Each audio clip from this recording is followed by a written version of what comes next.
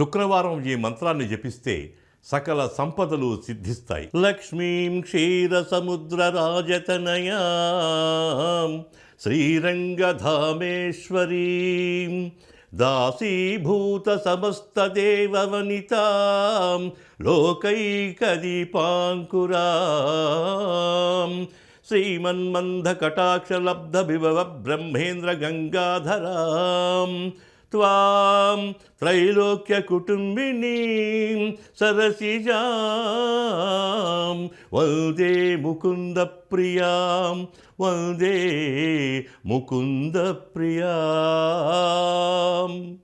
శ్రీలక్ష్మీదేవిని నిత్యం మనసా వాచా కర్మణ ఉపాసించి పూజించే కుటుంబాలు ఎల్లప్పుడూ సర్వైశ్వర్యాలతో తులతూగుతూ ఉంటాయి.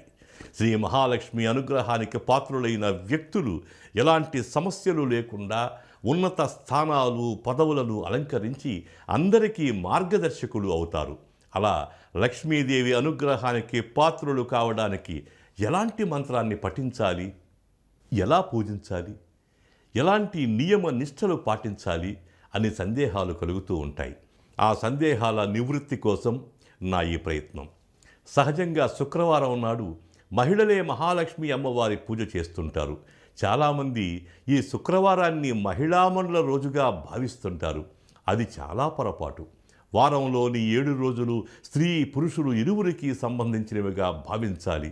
ఇవే పురాణాలు చెబుతున్నాయి. అయితే ప్రత్యేకించి శుక్రవారం శ్రీ మహాలక్ష్మి అమ్మవారికి కేటాయించినట్లు పెద్దలు చెప్పారు కనుక ఈరోజు స్త్రీలు పురుషులు ఇరువురు మంత్రజపం చేస్తే విశేష ఫలితం లభిస్తుంది.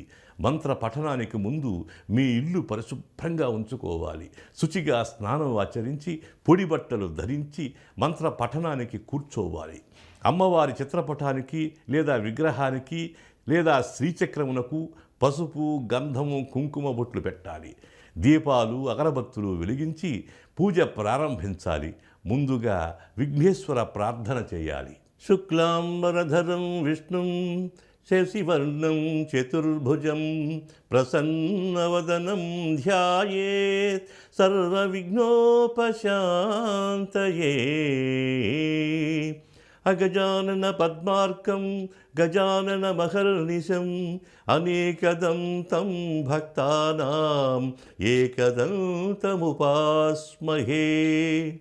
విఘ్నేశ్వర ప్రార్థన అనంతరం శ్రీ మహాలక్ష్మి అష్టకాన్ని చిత్తశుద్ధితో పఠించాలి. నమస్తేస్తు మహామాయే శ్రీపీఠే సురపూజితే శంకరచక్ర గదాహస్తే మహాలక్ష్మీ నమోస్తుతే. నమస్తే గరుడారూఢే ఢోలాసుర భయంకరీ సర్వపాపహరే దేవి మహాలక్ష్మీ నమోస్తుతే.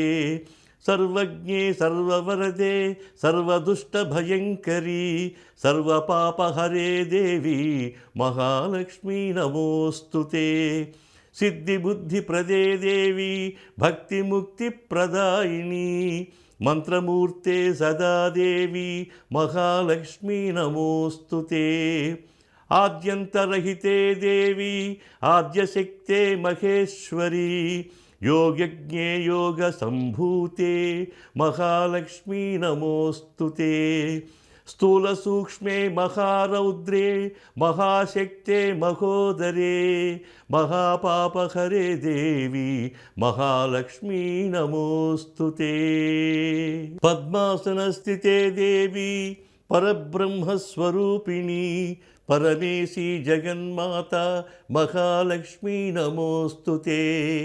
శ్వేతాంబరధరే దేవి నానాలంకారభూషితే జగత్సితే జగన్మాతః మహాలక్ష్మీ నమోస్తుతే. శ్రీ మహాలక్ష్మీదేవి అష్టకం జపించిన అనంతరం ఒక ధూప్ స్టిక్ వెలిగించి ఓం శ్రీం శ్రీ మహాలక్ష్మి శ్రీచక్రరాజ నిలయాయై నమః. ఓం శ్రీం శ్రీ మహాలక్ష్మి శ్రీచక్రరాజ నిలయాయై నమః. ఓం శ్రీం శ్రీ మహాలక్ష్మి శ్రీచక్రరాజ నిలయాయై నమః. ఈ మంత్రాన్ని 108 సార్లు భక్తితో జపించాలి. అనంతరం పంచదార లేదా బెల్లంతో వండిన పాయసాన్ని అమ్మవారికి నైవేద్యంగా సమర్పించాలి. ఇలా 16 వారాల పాటు చేస్తే అప్పటి వరకు ఉన్న గర్భ దరిద్రాలు నశించి సకల సంపదలు సంప్రాప్తిస్తాయి. ఈ సంపదలు తరతరాలు మీ ఇంట్లో నిలిచి ఉండాలంటే పై మంత్రాన్ని ఎల్లప్పుడూ పఠించండి. మీకు సర్వ శుభాలు చేకూరుతాయి.